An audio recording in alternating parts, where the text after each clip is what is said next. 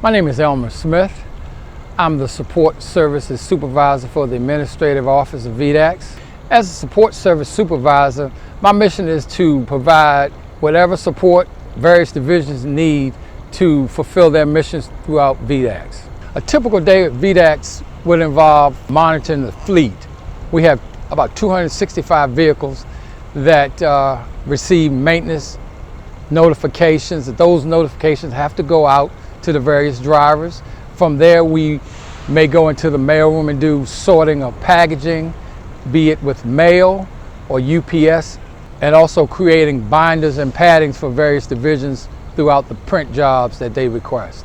On a typical day when I'm out with family or friends, I sort of tell them I'm the hard hat of the agency.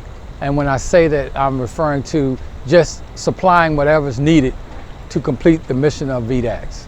What I enjoy most about my job is just the interaction with others. And I just enjoy supporting others, making others laugh, smile, and giving them an encouraging word for the day.